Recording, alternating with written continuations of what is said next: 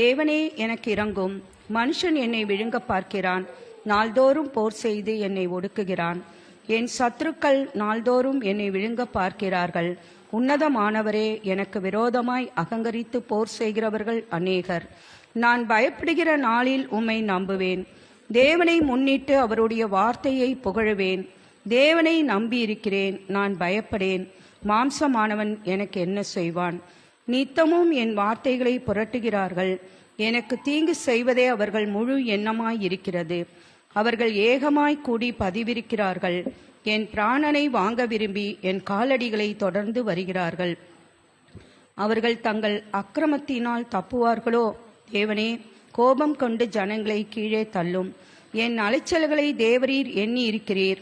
என் கண்ணீரை உம்முடைய துருத்தியில் வையும். அவைகள் உம்முடைய கணக்கில் அல்லவோ இருக்கிறது.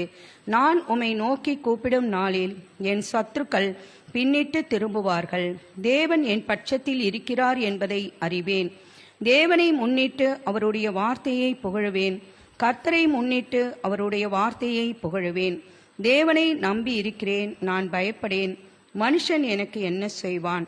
தேவனே, நான் உமக்கு பண்ணின பொருத்தனைகள் என்மேல் இருக்கிறது. உமக்கு ஸ்தோத்திரங்களை செலுத்துவேன். நான் தேவனுக்கு முன்பாக ஜீவனுள்ளோருடைய வெளிச்சத்திலே நடக்கும்படி நீர் என் ஆத்துமாவை மரணத்துக்கும் என் கால்களை இடறலுக்கும் தப்புவியாதிருப்பீரோ? நாம் இதில் முக்கியமான வசனம் ஆண்டவரே உமக்கு ஸ்தோத்திரம்ப்பா. 3, 9, 12, 13 வாசிக்கலாம். நான் பயப்படுகிற நாளில் உம்மை நம்புவேன். நான் உம்மை நோக்கி கூப்பிடும் நாளில் என் சத்துருக்கள் பின்னிட்டு திரும்புவார்கள். தேவன் என் பட்சத்தில் இருக்கிறார் என்பதை அறிவேன். தேவனே, நான் உமக்கு பண்ணின பொருத்தனைகள் என்மேல் இருக்கிறது. உமக்கு ஸ்தோத்திரங்களை செலுத்துவேன். நான் தேவனுக்கு முன்பாக ஜீவனுள்ளோருடைய வெளிச்சத்திலே நடக்கும்படி நீர் என் ஆத்துமாவை மரணத்துக்கும் என் கால்களை இடறலுக்கும் தப்புவியாதிருப்பீரோ? ஜெபிக்கலாம். எங்களை அதிகமாய் நேசிக்கிற எங்கள் நல்ல பரமபிதாவே, மை நன்றியோடு ஸ்தோத்திரிக்கிறப்பா. இந்த நாளிலே கொடுக்கப்பட்ட இந்த சங்கீதத்தில் உள்ள வார்த்தையின் படியாக ஆண்டவரே அப்பா, நாங்கள் ஒவ்வொருவரும் ஆண்டவரே அப்பா உமக்கு பயந்து ஆண்டவரே உம்முடைய வார்த்தையை ஆண்டவரே நாங்கள் புகழ்ந்து உம்முடைய மீது நாங்கள் நம்பிக்கை வைத்து ஒவ்வொரு நாளும் ஆண்டவரே நாங்கள் உமக்கு முன்பாக ஸ்தோத்திரங்களை ஏறெடுத்து ஆண்டவரே இந்த ஜீவனுள்ளோர் தேசத்திலே நாங்கள் வெளிச்சத்திலே நடக்கும்படியாகவும் எங்களுடைய ஆத்மாவை மரணத்துக்கும் எங்களுடைய கால்களை இடர்களுக்கும் தப்பிக்கும்படியாகவும் ஜெபிக்கிறோம். ஆண்டவரே அப்பா, நீ சர்வ வல்லமையுள்ள தேவன். ஆண்டவரே அப்பா, ஆண்டவரே எங்கள் சத்துருக்கள் ஆண்டவரே இப்படியாக நாங்கள் உம்மை நம்பி நாங்கள் ஒவ்வொரு நாளும் நடக்கும் பொழுது ஆண்டவரே அப்பா தகப்பனே, எங்கள் சத்துருக்கள் பின்னிட்டு திரும்புவார்கள். அப்பா, எங்களிடத்திலே தேவன் மெய்யாகவே இருக்கிறீர் என்பதை அவர்கள் அறிந்து கொள்ளும்படியாக கர்த்தாவே அப்பா, இந்த இடத்திலே வந்திருக்கிற ஒவ்வொரு குடும்பங்களிலும் கர்த்தர் தாமே கிரியை செய்து ஒவ்வொருவரையும் என் தேவன் பலப்படுத்தி ஆசீர்வதிக்கும்படியாய் ஜெபிக்கிறப்பா. ஆண்டவரே, உங்களுக்கு விரோதமாக எழும்புகிற எந்த ஆயுதங்களும் வாய்க்காதே போகும் என்று சொன்ன வார்த்தையின்படியாக ஆண்டவரே அப்பா, எங்களுக்கு விரோதமாக எழும்பியிருக்கிற எல்லா சத்துருக்களும் பின்னிட்டு திரும்பும்படியாக கர்த்தாவே எங்கள் ஒவ்வொரு மத்தியிலும் என் தேவன் எங்களோடு கூட இருக்கிறீர் என்பதை அவர்கள் அறிந்து கொள்ளும்படியாகும். கர்த்தாவே, நீர் ஒவ்வொரு நாளும் எங்களை கரம் பிடித்து வழி நடத்தி வருகிறதற்காக நன்றி அப்பா. தகப்பனே, நீர் ஆசீர்வதியும் பலப்படுத்தும். எல்லா துதிகான மகிமையாவும் ஒருவருக்கே நாங்கள் செலுத்துகிறோம். இயேசு கிறிஸ்துவின் நாமத்தில் ஜெபத்தை ஏறெடுக்கிறோம் எங்கள் ஜீவனுள்ள நல்ல தகப்பனே, ஆமென். ஹல்லேலூயா. கர்த்தர் நல்லவர். ஆமென். கர்த்தர் பெரிய காரியங்களை செய்கிறவர். நாம் தேவனை ஆராதிக்க போகிறோம். இயேசுவின் நாமத்தில் நாங்கள் உங்களை வாழ்த்துகிறோம்.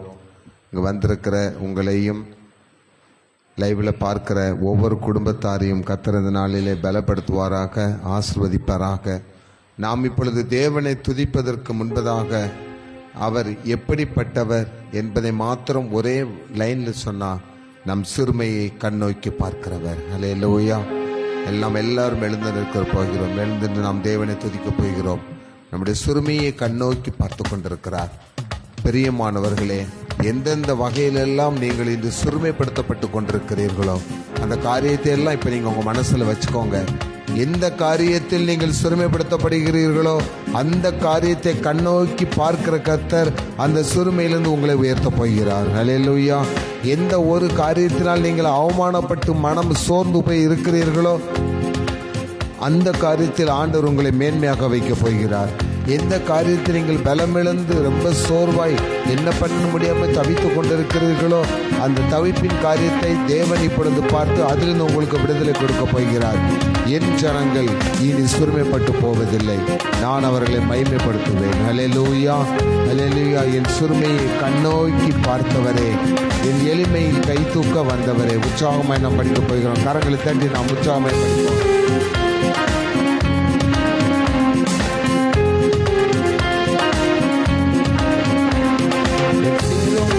கண்ணோக்கி பார்த்தவரே, என் எளிமையில் கை தூக்க வந்தவரே, என் சிறுமையை கண்ணோக்கி பார்த்தவரே, என் எளிமையில் கை தூக்க வந்தவரே, துரத்தப்பட்ட என்னை மீண்டும் சேர்த்துக் கொண்டே,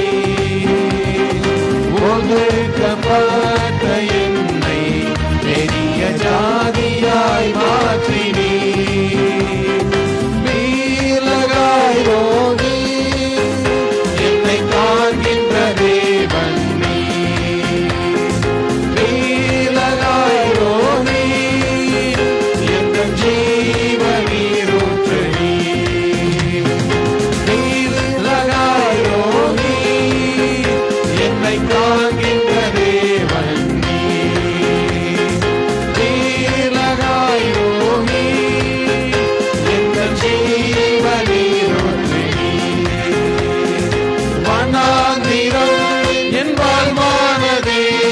பாதைகள் எங்கும் இருளானதே, வனாந்திரம் என் வாழ்வானதே, பாதைகள் எங்கும் இருளானதே, எந்த நலுகுரல் கேட்டு நீரூற்றாய் வந்தவரே, எந்த நலுகுரல் கேட்டு நீரூற்றாய் வந்தவரே,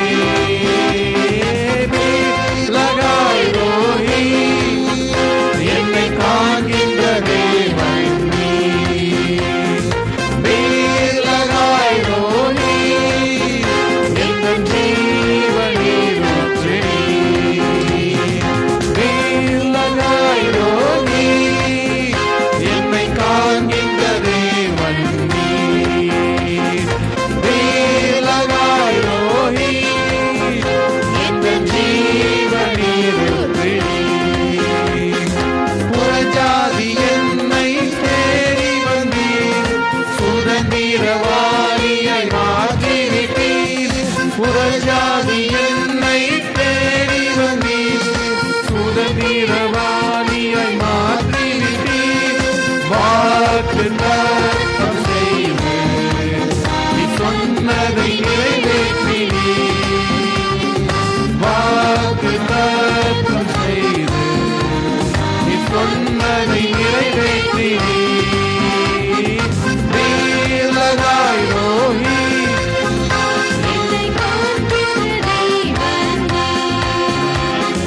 மேலகாய் ரோகி எங்கள் ஜீவநீரூற்று நீ,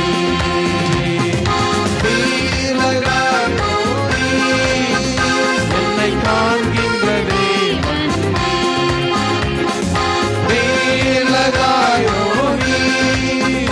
எங்கள் ஜீவநீரூற்று நீ.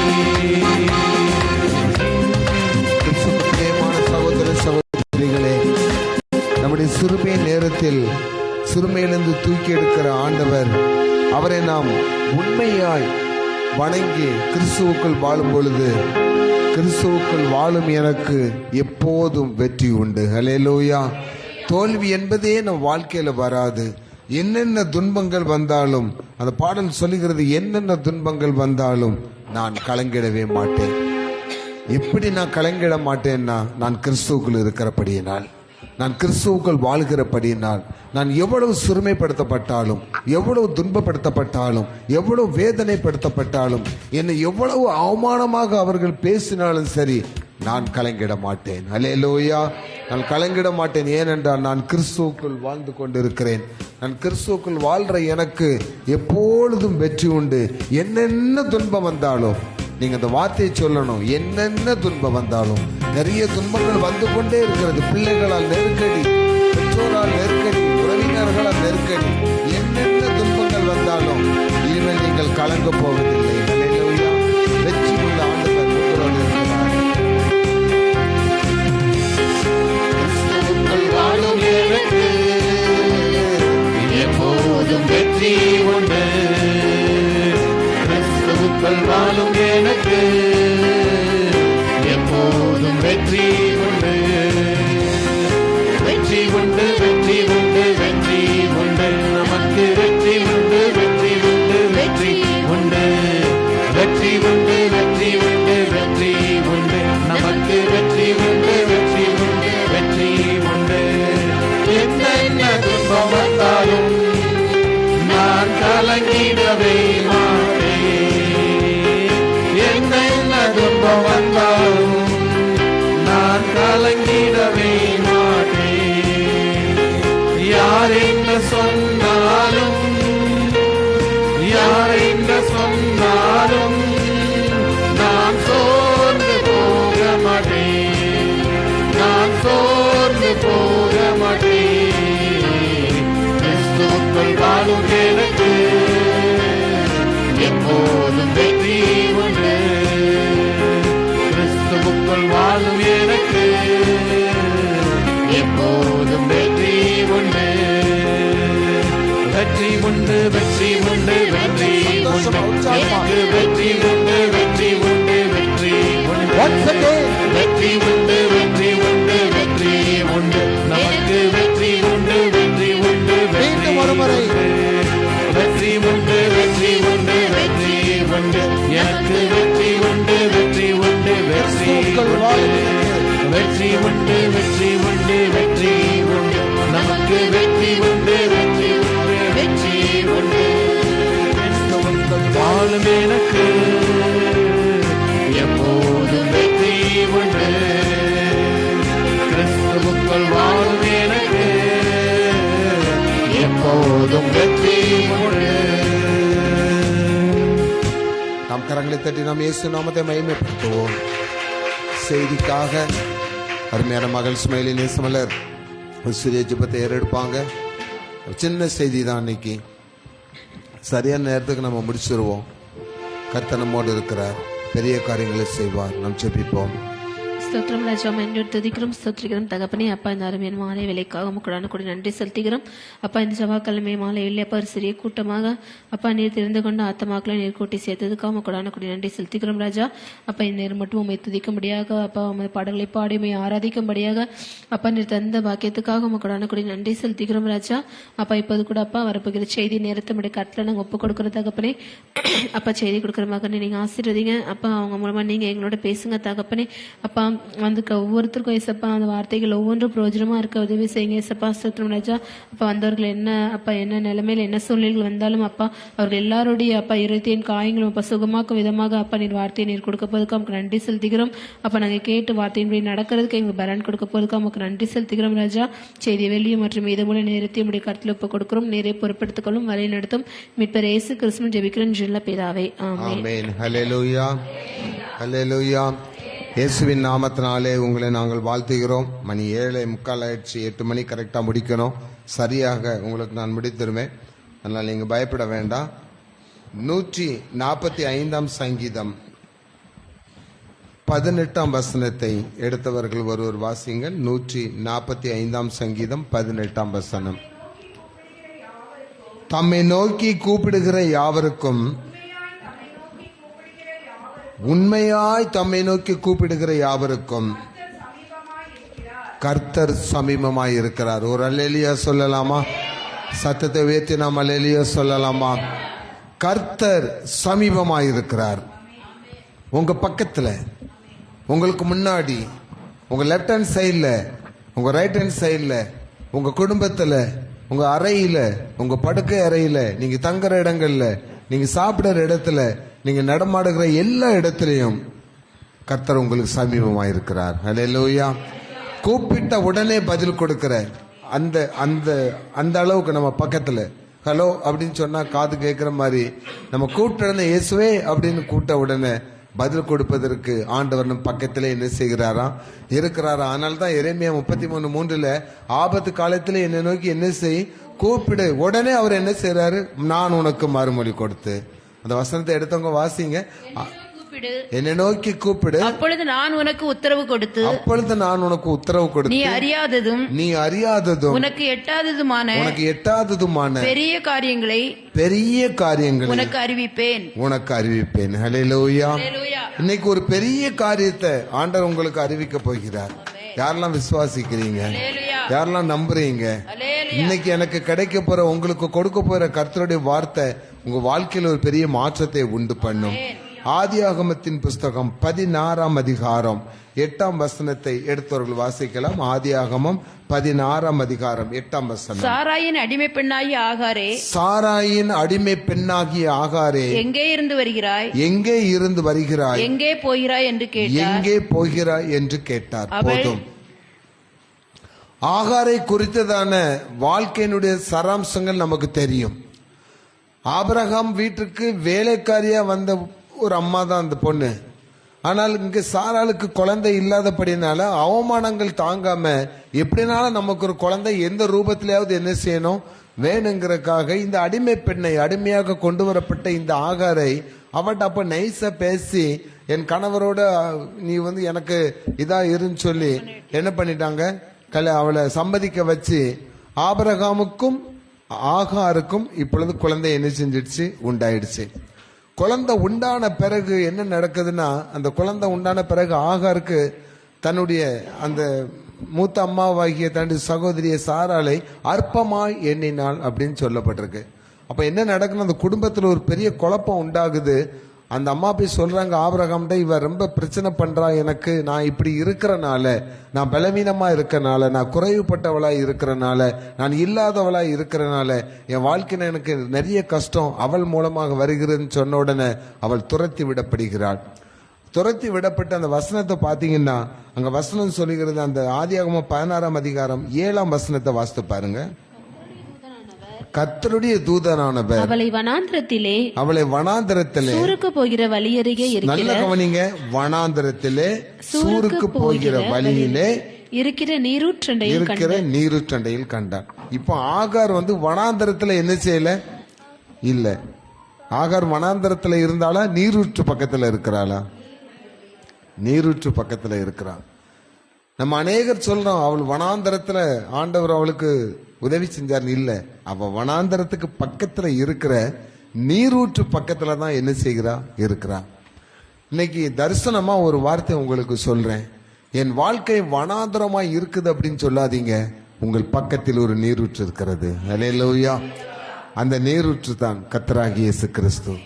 ஆண்டவர் சொல்லுகிறார், இதோ ஒரு புதிய நீரூற்றை நான் உங்களுக்கு என்ன செய்கிறேன், உண்டு பண்ணுகிறேன். நீங்கள் அடைக்கப்பட்ட தோட்டம், உங்களுக்குள் ஒரு நீரூற்று இருக்கிறது. வேதம் சொல்கிறது, ஜீவ நீரூற்று உங்களிடத்தில் இருக்கிறது. அதனால தான் ஊற்று தண்ணீரே எந்தன் தேவ ஆவியே ஜீவ நதியை என்னில் பொங்கி வா என்று நாம் பாடலை படிக்கிறோம். ஆகாரின் நிலைமை தள்ளப்பட்டவள், விரட்டப்பட்டவள். இன்னைக்கு நம்முடைய குடும்பங்கள்ல அநேகருடைய வாழ்க்கையில குறித்து கேட்கும்போது, பிள்ளைகளால் துரத்தப்படுகிறவர்கள், பெற்றோரால் துரத்தப்படுகிறவர்கள், உறவினர்களால் ஒதுக்கப்படுகிறவர்கள், இனிமேல் இந்த இடத்துல நம்மளால என்ன செய்ய முடியாது, வாழ முடியாது என்று சொல்லி தலைவிரி கோலமாய் ஓடுகிறவர்கள் நிறைய குடும்பங்கள் என்ன செய்கிறது, இருக்கிறது. ஆனா அப்படிப்பட்ட நேரத்துல அவங்க அந்த நீங்க ஆகாருடைய நிலைமையை பார்த்தீங்கன்னா, அவங்களும் வாண்டடா போய் என்ன செய்யல, ஆபிரகாமுக்கு மனைவி என்ன செய்யல, ஆகல, புஷ் பண்ணப்படுறாங்க, தள்ளப்படுறாங்க. நீ எனக்கு ஒரு குழந்தையை பெத்துக்குடு அப்படின்னு சொல்லி. அப்படிப்பட்ட ஒரு இக்கட்டான நிலைமையில அடிமை பெண்ணா இருந்தபடினாலே தன்னுடைய எஜமானிக்கு அவள் என்ன செய்ய வேண்டியது இருக்குது, கீழ்ப்படிய வேண்டியது இருக்கிறது. இந்த ஒரு வார்த்தை தான் ஆண்டவர் உங்கள்கிட்ட இன்னைக்கு பேச சொல்றாரு.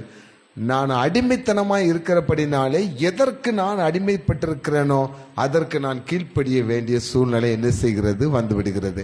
அப்போ ஒருத்தன் பயங்கரமான மதுபானத்துக்கு அடிமையா இருக்கிறானா, பாவத்துக்கு அடிமையா இருக்கிறானா, அந்த மதுங்கிற ஒரு பயங்கரமான பாவத்துக்கு அவன் அது மேல புஷ் பண்ணப்பட்டபடினா அவன் அதுக்கு என்ன செஞ்சிடறான், அடிமை செய்யறான். பாவம் செய்கிற எவனும் பாவத்திற்கு அடிமையா இருக்கிறான். அந்த பாவத்திலிருந்து விடுதலையாக்கவே இயேசு கிறிஸ்து உலகத்தில் வந்தார். அல்லேலூயா. அப்போ இந்த சம்பவத்தை நீங்க யோசித்து பாருங்களேன். புஷ் பண்ணப்படுகிறாய். இன்னைக்கு நம்ம தெரியாம பாவம் பண்ணல, பாவத்திற்குள் நம்ம என்ன செய்யப்படுகிறோம்? தள்ளப்படுகிறோம். நிறைய பாவத்துல தள்ளப்படுகிறோம். கடன் வாங்காத அப்படின்னு பைபிள் சொல்லுது. நீங்கள் கடன் என்ன செய்யக்கூடாது? வாங்கக்கூடாது. ஆனால் சூழ்நிலைகள் கடன் வாங்க நம்ம என்ன செய்கிறது? தள்ளி விட்ட பிறகு நம்ம எதற்கு அடிமையா இருக்கிறோம்? கடன்காரனுக்கு அடிமையா இருக்கிறோம், பேங்குக்கு அடிமையா இருக்கிறோம். எவன் கடன் கொடுத்தானோ, கடன் வாங்கினவன் கடன் கொடுத்தவனுக்கு அடிமையா இருக்கிறான். இப்படி நம்மளே தான் பிரச்சனைகள் என்ன செஞ்சுட்டு இருக்கோம்? வாழ்க்கையில தேடிட்டு இருக்கோமே தவிர பிரச்சனைகள் நம்ம தேடி வரும். சாத்தான் நமக்கு நிறைய பிரச்சனைகளை கொண்டு வருவான். அசுத்தாவிகள் நிறைய பிரச்சனைகளை கொண்டு வரும். பிசாசு சில தந்திரங்களை கொண்டு பிரச்சனைகளை கொண்டு வருவான். ஆனால் இவற்றை மேற்கொள்வதற்கு ஒரே ஒரு காரியம் இருக்குது. அப்பாலே போ சாத்தானே என்று ஆண்டவர் சொல்லுகிறார். இயேசு கிறிஸ்துவை பிசாசு 3 விதத்தில் என்ன செய்கிறான்? சோதிக்கிறான். உலகத்தை காட்டி சோதிக்கிறான், பசியை காட்டி சோதிக்கிறான், எல்லா விதமான ஆடம்பரங்களை காட்டி சோதிக்கிறான். ஆண்டவர் சொன்ன ஒரே வார்த்தை, அப்பாலே போ சாத்தானே. அப்போ அந்த அப்பாலே போ சாத்தானே என்கிற அந்த வல்லமையுள்ள வார்த்தை எனக்குள்ள இருந்து வரணும்னு நினைச்சுன்னா நான் கிறிஸ்துவுக்குள் வாழுகிறவனா இருக்க வேண்டும், கிறிஸ்து எனக்குள் வாழுகிறவராய் இருக்க வேண்டும். அல்லேலூயா. ஆனால் ஆகாரின் வாழ்க்கை வித்தியாசமானது. அவள் தன்னுடைய எஜமானுக்கு கீழ்ப்படி வேண்டிய சூழ்நிலை வந்தது. அவள் கற்பந்தரித்தால். அவள் இப்பொழுது துரத்தப்பட்டுட்டார். அந்த துரத்தப்பட்ட நிலையில இருக்கும்போது தான் அங்கே தேவதூதனை அனுப்பி ஆண்டவர் கேட்கிற, ஆகாரே நீ என்ன செய்கிறாய்? எங்கே போகிறாய்? அப்படின்னு சொல்லி கேட்கிறாரு. இன்னைக்கு உங்ககிட்ட ஆண்டவர் கேட்கிறாரு, என் சகோதர சகோதரிகளே, உங்கள் வாழ்க்கையில ஏற்பட்ட இப்படிப்பட்ட சில குழப்பமான பிரச்சனைகள் வரும் பொழுது நீ எதை நோக்கி ஓடுகிறாய்? எங்கே போகிறாய்? யாரை நோக்கி போகிறாய்? எங்கேயாவது எனக்கு ஒரு அடைக்கலம் கிடைக்குமா? யாராவது என் மேல அன்பு காட்ட மாட்டாங்களா? இன்னைக்கு குடும்பங்கள்ல நிறைய பிரச்சனை வந்து கணவனுடைய அன்பு மனைவிக்கு கிடைக்காதபடினால, மனைவியினுடைய அன்பு கணவனுக்கு கிடைக்காதபடினால, பெற்றோருடைய அன்பு பிள்ளைகளுக்கு கிடைக்காதபடினால எல்லாரும் வழி தப்பி போகிறார்கள். இன்னைக்கு உலகத்துல இந்தியாவில் நடக்கிற சம்பவங்கள்லாம் பாருங்க. அநேக கொலைகள் எப்படி நடக்குது? தவறான கேரக்டர், தவறான ரிலேஷன்ஷிப்னால தான் என்ன செய்கிறது? நடக்கிறது. கணவன் மனைவியை கொலை செய்வதும், மனைவி கணவனை கொலை செய்வதும், பயங்கரமான காரியங்கள் எல்லாம் விபச்சாரத்தின் வேசித்தனத்தினுடைய அடிப்படை, அதற்குரிய ஆழமான அடிப்படை மாம்ச இச்சை. அப்போ ஒரு மனுஷன் மாம்ச இச்சைக்கு அடிமை ஆயிட்டான் அப்படின்னாலே அவன் ஜீவனுக்கு உத்தரவாதம் கிடையாது.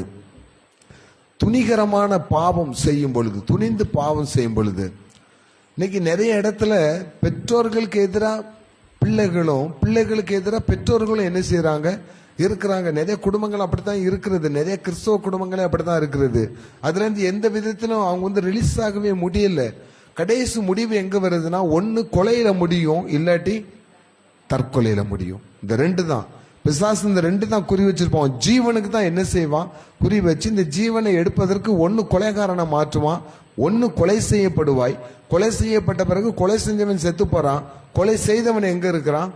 சிறைச்சாலைக்கு போயிடுறான். அந்த குடும்பமே என்ன செய்கிறது? அழிக்கிறது. அப்போ ஒரு பாவத்தின் மூலம் குடும்பத்தை அழிப்பது சாத்தானுடைய பயங்கரமான ரகசிய திட்டம். இந்த பாவத்திலிருந்து விடுதலையாக்கவே இயேசு கிறிஸ்து உலகத்திற்கு வந்தார். அல்லேலூயா. இந்த ஆகாருடைய நிலைமை நீங்க பாத்தீங்கன்னா, தப்பிச்சா பிழைச்சா போதுன்னு என்ன செஞ்சுட்டா? ஓடுற. ஆகார் மேலும் தப்பு இருக்குது. தனக்கு குழந்தை உண்டாயிட்டுன்னு அந்த குழந்தை உண்டாவதற்கு காரணமாக இந்த சாராலை கூட அவன் என்ன செய்யறா? அற்பமாய் எண்ணினாள் என்று பைபிள் சொல்லுகிறது. பிரியமானவர்களே, ஒருவேளை நீங்கள் அற்பமாய் எண்ணப்பட்ட சூழ்நிலையில் இருக்கலாம். சரீர குறைபாடு காரணமாக உங்களுக்கு கிடைக்க வேண்டிய பிளெஸிங்ஸ் எல்லாம் தடைப்பட்டு போனபடினால மற்றவர்கள் உங்களை அற்பமாய் எண்ணப்பட்டிருக்கலாம். நீங்கள் அற்பமாய் எண்ணப்பட்டவர்களாய் இருந்தாலும் அற்பமாய் எண்ணப்பட்ட ஒரு அடிமைத்தனத்திலிருந்து ஆகாரை உயர்த்தி ஆண்டவர் உங்களை உயர்த்த போகிறார். வேதம் சொல்லுகிறது, அந்த தேவதூதன் வந்து கேட்ட உடனே நிலைமை சொல்ற, எல்லாரும் என்ன இப்படி இம்சப்படுத்தினால நான் தப்பிச்சு ஓடி வந்துட்டேன்ட்டு அங்க பைபிள் சொல்லுகிறது. பாருங்கள், 9ஆம் வசனத்தை வாசித்து பாருங்கள். அப்பொழுது கர்த்தருடைய தூதனானவர், நீ உன் நாச்சியார் அண்டைக்கு திரும்பி போய் கையின் கீழ் அடங்கி இரு என்றார். கையின் கீழ் அடங்கி இரு. ஹல்லேலூயா. இந்த அடங்கிருங்கிற வார்த்தை தான் நாங்க சில நாட்களா ஏழும் ஜெப வீட்டுல இரவு ஜெபத்துல நாங்க பிரேயர் பண்ணிட்டு இருக்கிறோம். 1 பேதுரு 5ஆம் அதிகாரம் 6ஆம் வசனத்தை எடுத்து வாசித்து பாருங்க. முடிக்க போகிறேன். 1 பேதுரு 5ஆம் அதிகாரம் 6ஆம் வசனம். ஆகையால் ஏற்ற காலத்திலே தேவன் உங்களை உயர்த்தும்படிக்கு அவருடைய பலத்த கைக்குள் அடங்கியிருங்கள். அவருடைய பலத்த கரங்களுக்குள் அடங்கியிருங்கள். ஹல்லேலூயா. துள்ளிக்கிட்டு அலையாத, ஆடிக்கிட்டு அலையாத, ஆட்டம் போட்டு அலையாத, ரவுடித்தனம் பண்ணாத. உன்ட பணம் இருக்கு, உன்ட பொருள் இருக்கு, உன்ட செல்வம் இருக்கு, செல்வாக்கு இருக்கு, யார வேணாலும் என்ன வேணாலும் பேசலாம், யார வேணாலும் என்ன வேணாலும் சொல்லலாம் அப்படிங்கிற மனித தன்மை ஒரு மனிதனுக்குள் இருக்குமானால் தேவனுடைய கோபம் வேற மாதிரி என்ன செஞ்சிடும், வந்துடும். அப்படிப்பட்ட மனிதர்கள் மத்தியில் நம்ம வாழ்ந்து கொண்டு நம்மை சிறுமைப்படுத்தப்படுவோமானால் நம் சிறுமையை தேவன் அற்பமாய் எண்ண மாட்டார். ஹல்லேலூயா. ஏனென்றால் அப்படிப்பட்ட காரியங்களை செய்யறவங்க யாருக்கு அடிமையா இருக்கிறாங்க? பாவத்தை தூண்டுகிற சாத்தானுக்கு அடிமையா இருந்து சாத்தானுடைய பலத்தினால, சாத்தானுடைய ஆலோசனையினால கர்த்தருடைய பிள்ளைகளுக்கு விரோதமா என்ன செய்யலாம்?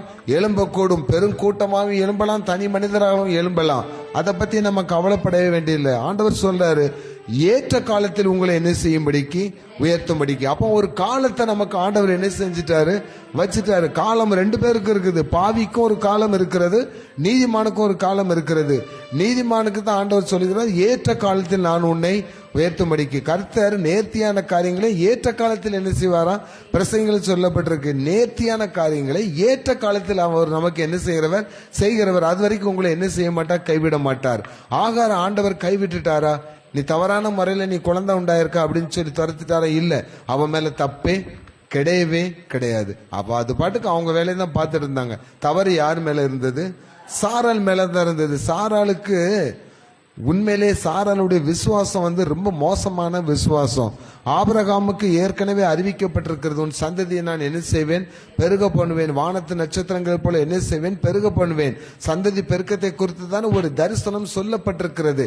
ஆனால் அந்த தரிசனத்தை ஏற்றுக்கொள்ளாமல், அதை நம்பாமல் எதை பார்த்தானா தன்னுடைய சரீரத்தை என்ன செய்யறா, பார்க்கிறா. அப்படித்தானே பைபிள் அப்படித்தானே இருக்கிறது. எனக்கு இனிமே குழந்தை பிறக்குமோ, எனக்கு எல்லாமே ஸ்டாப் ஆயிடுச்சு, எனக்கு என்ன செய்யுமோ, குழந்தை பிறக்குமோ என்று தன்னுடைய சரீரத்தையும் தன்னுடைய சூழ்நிலையும் தான் அவ பார்த்துட்டு இருக்காங்க. ஆண்டவர் எப்பொழுதுமே உங்களுடைய சூழ்நிலை, உங்களுடைய சரீரத்தை, உங்களுடைய காரியங்களை பெருசா என்ன செய்யறதுல நினைக்கிறதுல. ஏன்னா உங்களை படைத்தவர் யாரு? ஆண்டவர். உங்கள் சரீரத்துல என்னென்ன நடக்குங்கிறது அவருக்கு தெரியும். உங்க வாழ்க்கையில என்னென்ன பிரச்சனைகள் வரப்போறதுங்கிறது அவருக்கு தெரியும். எந்த சூழ்நிலையில் நீங்கள் இருந்தாலும், எந்த நிலையில் நீங்கள் இருந்தாலும் உங்களை தப்புவிக்கிறதுக்கு ஆண்டவர் உங்க பக்கத்துல இருக்கிறாரு. இயேசு நம் பக்கத்துல இருக்கிறாரு. தரித்திரங்கள் ஒரு பக்கம் வரலாம், வியாதிகள் ஒரு பக்கம் வரலாம், பிரச்சனைகள் விதவிதமான ரூபங்கள் வரலாம், அவமானங்கள் வரலாம், சிறுமைப்படுத்தப்பட்ட சூழ்நிலை வரலாம். சில நேரங்களில் பொருளாதார நெருக்கடி வந்து என்ன செய்வோம் நம்ம தவிச்சிட்டு இருக்கலாம். அப்படிப்பட்ட நேரத்தில் நம்ம தவறான நோக்கில் போகும்போது தான் கர்த்தருடைய பிள்ளைகளுக்கு தான் ஆண்டவர் கேட்பா, நீ எங்கே போகிறாய்? நான் பேங்க்ல லோன் வாங்க போறேன். ஆண்டவர் அதை தடை பண்ணுவார்.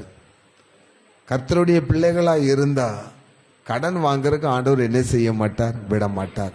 அதையும் மீறி நம்ம போய் கடன் வாங்குறோம் அப்படின்னாச்சுனாலே கடன்காரனுக்கு நம்ம என்ன செஞ்சிட்டோம், அடிமை ஆயிட்டோம். பேங்க்ல லோன் எடுத்துட்டோம். இப்ப நம்ம யாருக்கு அடிமை? பேங்க் அடிமை. 8ஆம் தேதிக்குள்ள பணம் கட்டணும்னா கண்டிப்பா என்ன செய்யணும், உருண்டு பிறண்டாவது என்ன செய்யணும், கட்டிடணும். இப்ப இந்த கடன் அடைக்கிறதுக்கு என்ன செய்யணும், இன்னொரு இடத்துல போய் கையேந்தி போய் என்ன செய்யணும், நிக்கணும். ஆனால் நீங்கள் கர்த்தருடைய பிள்ளைகளாய் இருந்தால் அவர் உங்களை கையேந்த விட மாட்டார். மற்றவர்களுக்கு கொடுக்கும் கரங்களாய் ஆண்டவர் மாற்றுவார். கரங்களை தட்டி நாம் இயேசுவின் நாமத்தை மகிமைப்படுத்துங்க. ஏனென்றால் அங்க ஆகார் நின்ற இடமே நீரூற்றுகளுக்கு பக்கத்துல தான் என்ன செய்கிறா, இருக்கிறா. இன்னைக்கு விசுவாசிங்க, உங்கள் பக்கத்தில் ஒரு நீரூற்று இருக்கிறது. கரங்களை உயர்த்தி அல்லேலூயா சொல்லுங்க. செழிப்பான நீரூற்று உங்கள் பக்கத்தில் இருக்கிறது. அது பக்கத்துல தான் நீங்க நிக்கிறீங்க. ஆனா வழி தெரியாம என்ன செய்றீங்க, நிக்கிறீங்க. எங்க போறது? பிரஷர், பிரச்சனை, போராட்டம்.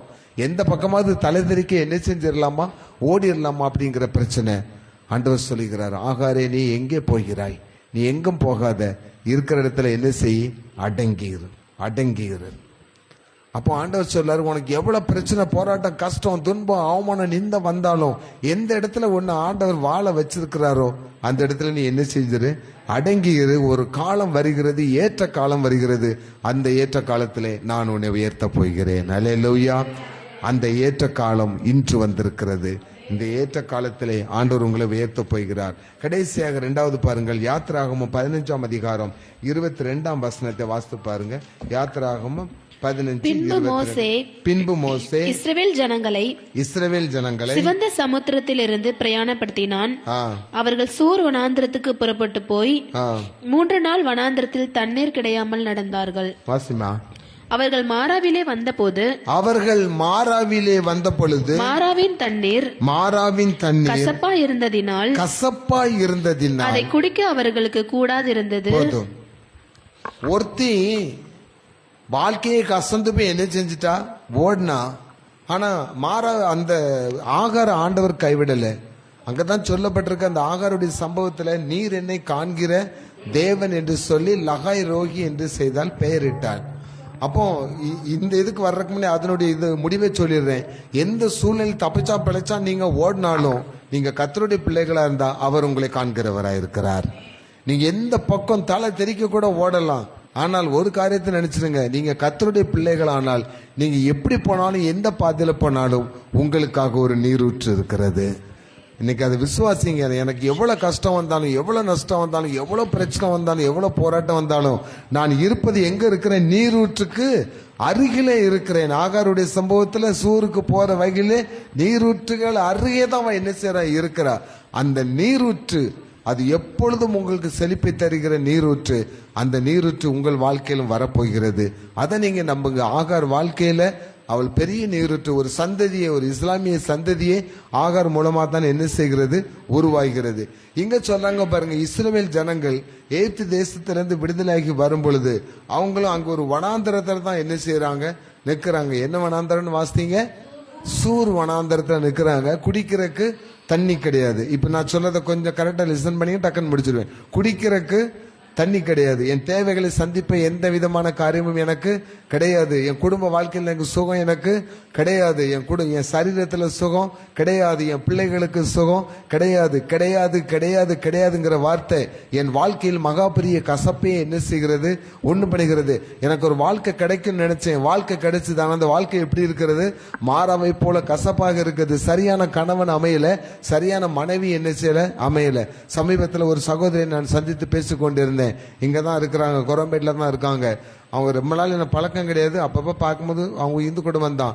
அப்ப அவங்க சொன்னாங்க, நீங்க கல்யாணம் ஆகி கொஞ்ச நாள் தான் ஆச்சு, நீங்க எதுக்கு ரொம்ப ஒரேடா இருக்கீங்கன்னு உங்க அம்மா சொன்னாங்களேன்னு கேட்டது. அவங்க சொன்னாங்க, என் வாழ்க்கையே எனக்கு கசப்பா இருக்கேன்னு. நான் தெரியாம, அவங்க நெல்லை மாவட்டத்தை சேர்ந்தவங்க, தெரியாம நான் கல்யாணம் என்ன செஞ்சுவிட்டேன், பண்ணிவிட்டேன். ஏமாந்து நான் கல்யாணம் பண்ணிவிட்டேன். இன்னைக்கு என் வாழ்க்கை எனக்கு கசப்பா இருக்கு. பேசாம நான் ஊருக்கே பேரலான் இருக்கிறேன். ஒன்னும் வேண்டாம், எனக்கு எதுவுமே வேண்டாம். அந்த அளவுக்கு சின்ன வயதிலேயே மனம் கசந்து போனவளாய். இன்னைக்கு நிறைய பேருடைய வாழ்க்கை எப்படி இருக்கிறது? கசப்பான வாழ்க்கையாகத்தான் என்ன செய்கிறது இருக்கிறது. பிள்ளைகள் நிமித்தமும் கசப்பு இருக்கிறது, பெற்றோர்கள் நிமித்தமும் கசப்பு இருக்கிறது.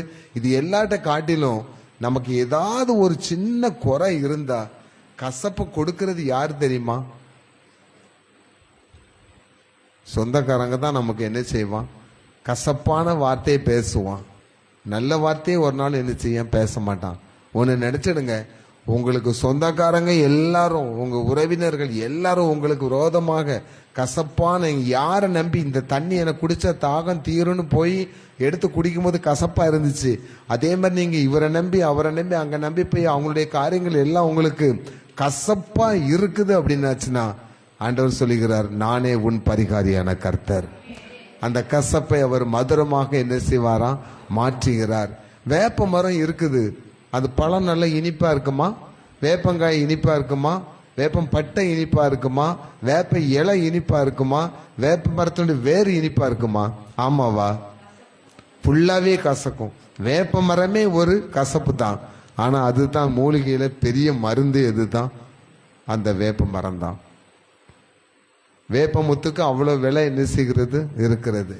அப்போ இன்னைக்கு நமக்கு எதிராக இருக்கிற காரியங்கள் பெரிய வேப்ப மரம் மாதிரி கசப்பா இருக்கலாம்.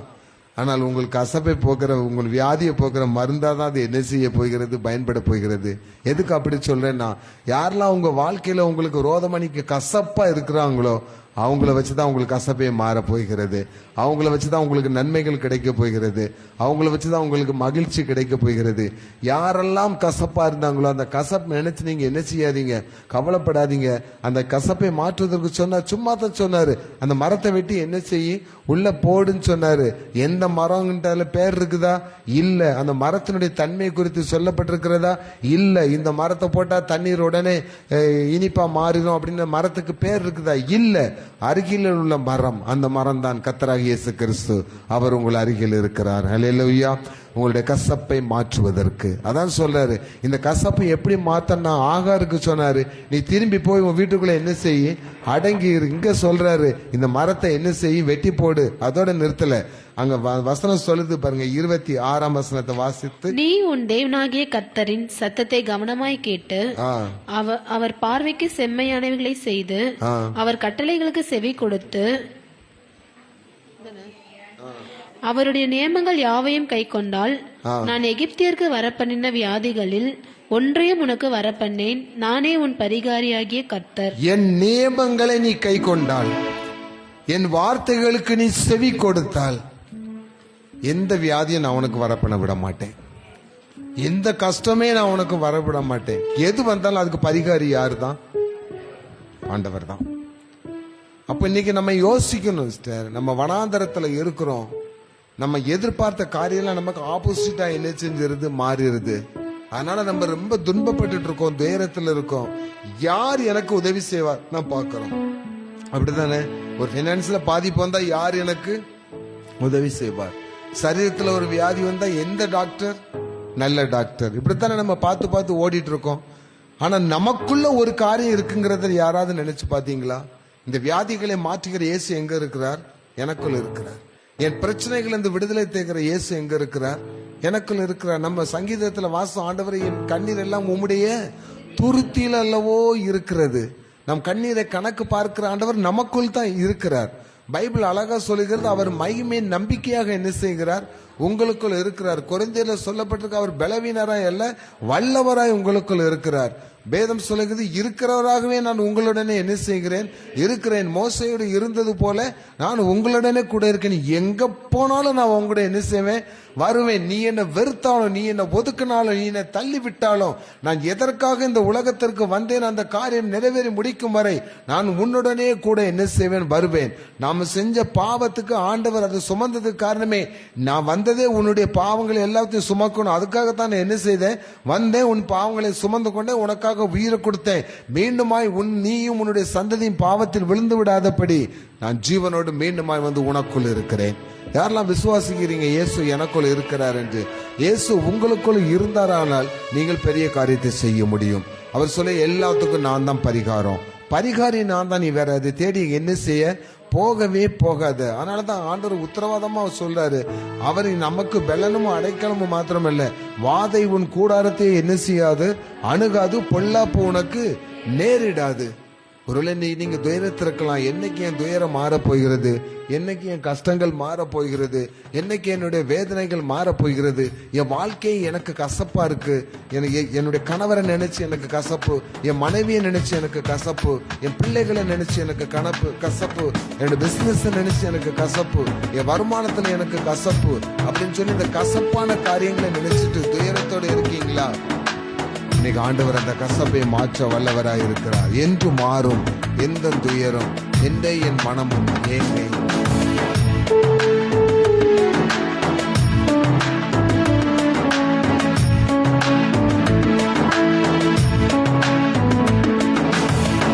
என்று மாறும் எந்த துயரம், எந்த மனமும்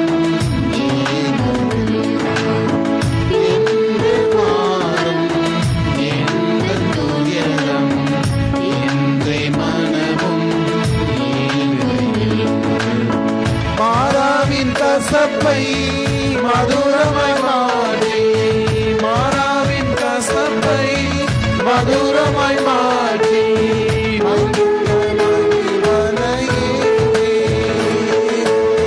மகிழ்வித்த மகிழ்வனையே பாடுவே, பரவசமாகுவே,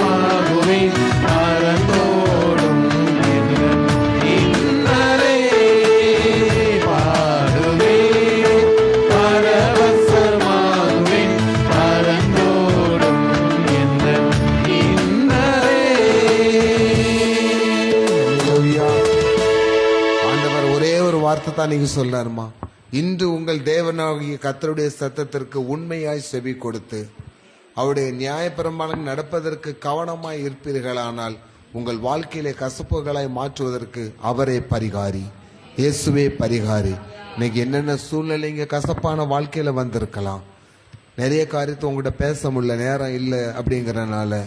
ஆனால் உங்களுடைய கசப்புகளை எனக்கு தெரியாது, உங்கள் பிள்ளைகள் வாழ்க்கையில் இருக்கிற கசப்புகள் எனக்கு தெரியாது.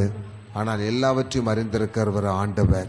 உங்கள் சரீரத்தில் எவ்வளவு பலவீனங்கள் இருக்குங்கிறது எனக்கு நீங்க சொன்னாதான் எனக்கு தெரியும். நீங்கள் சொல்லாமலே அறிந்திருக்கிறவர் ஆண்டவர். எல்லாவற்றையும் அறிந்திருக்கிற ஆண்டவர் தான் உங்களுக்கு பரிகாரி. இனிமேல் உங்கள் வாழ்க்கையில நீங்க எதை குறித்தும் கவலைப்படாதீங்க. ஆண்டவர் சொல்லுகிறார், ஏற்ற காலத்தில் நான் உங்களை உயர்த்தும்படிக்கு அடங்கி இருங்கள், அடங்கி இருங்கள். உங்கள் வாழ்க்கையினுடைய கசப்பை நான் மாற்றும்படி என்னுடைய வார்த்தைக்கு நீங்கள் செவி கொடுங்கள். ரெண்டே காரியம் தான் சொல்றாரு, செவி கொடுங்கள், அடங்கி இருங்கள், நான் உங்களை உயர்த்துவேன், உங்கள் துக்கங்களை சந்தோஷமாய் மாற்றுவேன், உங்கள் வேதனைகளை நான் சந்தோஷமாய் மாற்றுவேன் சொல்லியிருக்கிறாரு.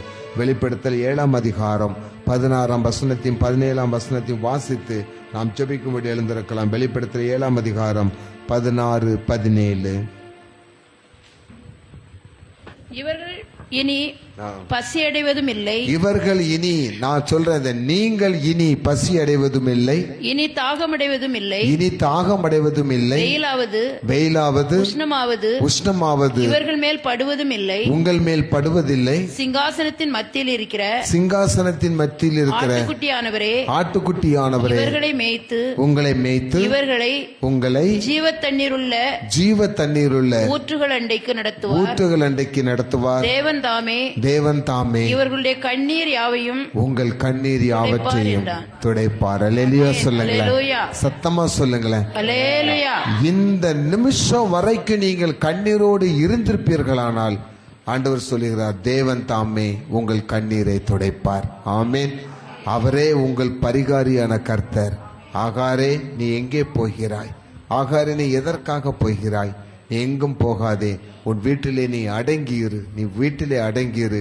ஏற்ற காலம் வரும்போது உன்னை நான் உயர்த்துவேன். உங்களை ஆண்டவர் சொல்லுகிறார், உங்களை நான் உயர்த்துவேன். ஒரு ஏற்ற காலத்தை நான் வைத்திருக்கிறேன், அது சமீபமாய் இருக்கிறது, அது சமீபமாய் இருக்கிறது. அந்த நீரூற்று சமீபமாய் இருக்கிறது. அந்த நீரூற்றில் நாம் மூழ்கும்படி நாம் எழுந்திருக்கலாம்.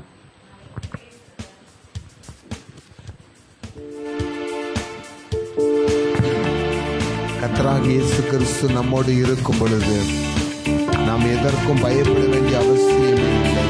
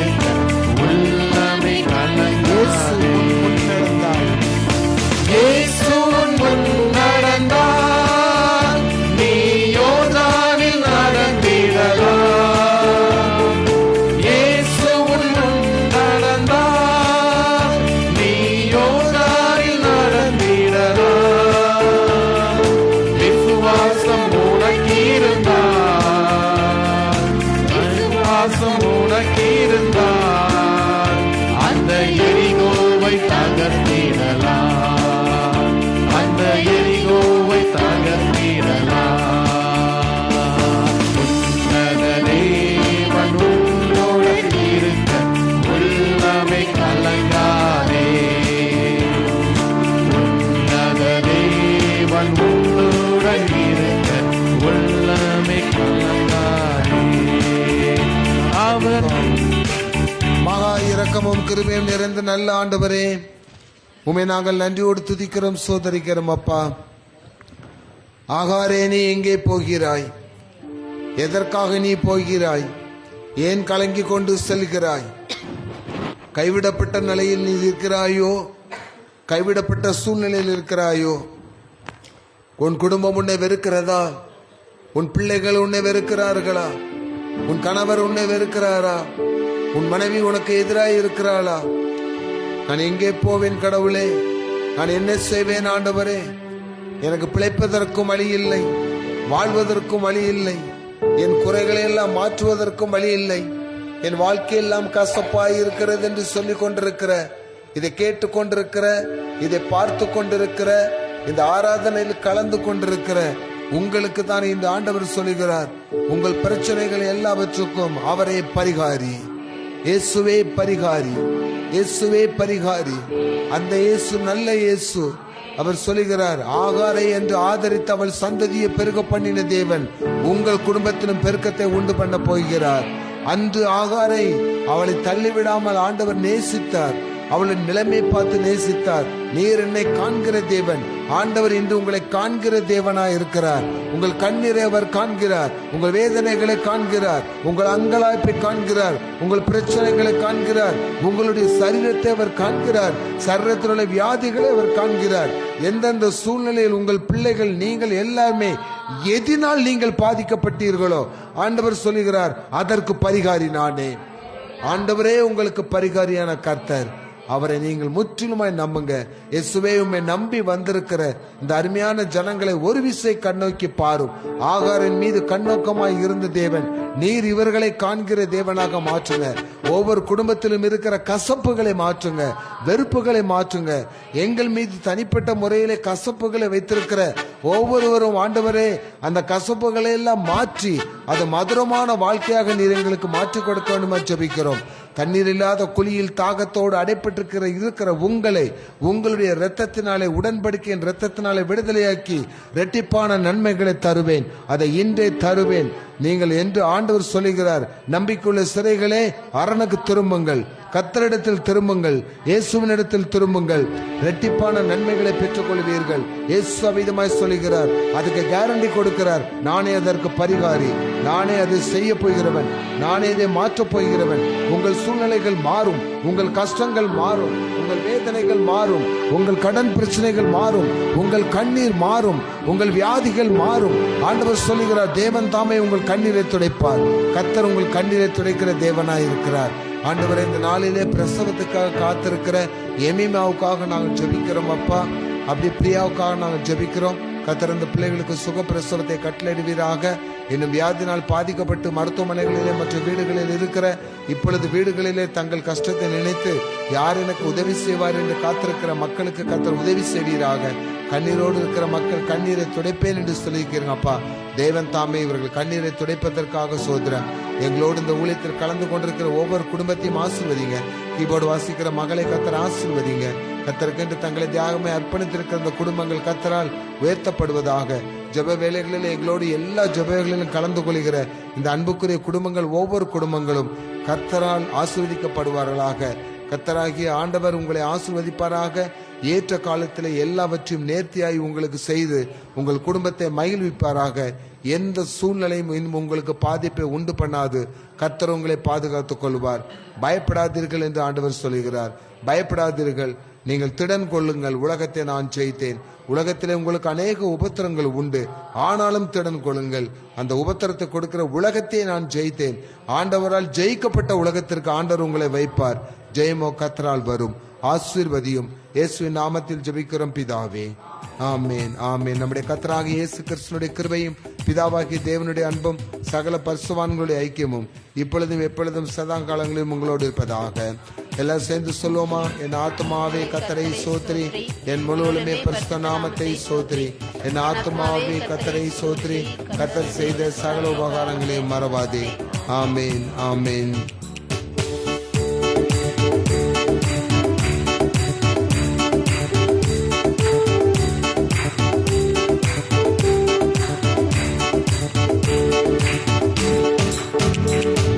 சூழ்நிலையும் அவர் அன்பினின்று என்னை பிரிக்காது காத்துக் கொள்வார். எந்த சூழ்நிலையும் அவர் அன்பினின்று என்னை பிரிக்காது காத்துக் கொள்ளார். என்னை நம்பி அவர் தந்த பொறுப்பதனை அவர் வரும் வரை காத்துக் கொள்வேன்.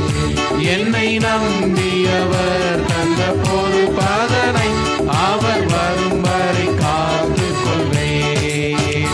ஆனந்தமே பரமானந்தமே இது மாபெரும் பாக்கியமே.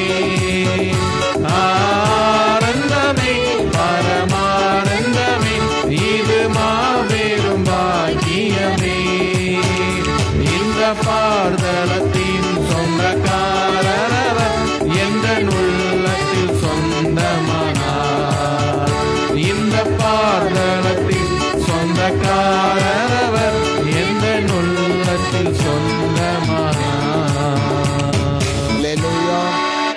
கர்த்தர் உங்களை ஆசீர்வதிப்பாராக. பிரியமானவர்களே, நாளைக்கு அருமையான சிவாராஜன் சிஸ்டர் வீட்டில் ஏசு அழைக்கிறார் ஜெபக்கூட்டம் சாயந்தரம் 6:30 அவங்க வீட்டில் ஆரம்பிக்கும். அது நல்ல ஜெபம். கூடி இருந்து எல்லாருக்கும் ஆளுக்கு ஒரு ஜெப குறிப்பு கொடுக்கப்பட்டு அநேகருக்காக நான் ஜெபிக்கிற ஜெப கூடுகை, அந்த ஜெப கூடையில் கலந்து கொள்ளும்படி அந்த குடும்பத்தார் சார்பில் நான் உங்களை அன்புடன் அழைக்கிறேன். சரியாக 6:30 மணிக்கு. வீடு தெரியாதவங்க எங்கள் வீட்டுக்கு வந்துருங்க. இங்க இருந்து நம்ம எல்லாரும் மொத்தமாக போயிடலாம். கர்த்தர் உங்களை ஆசீர்வதிப்பாராக. ஆமென்.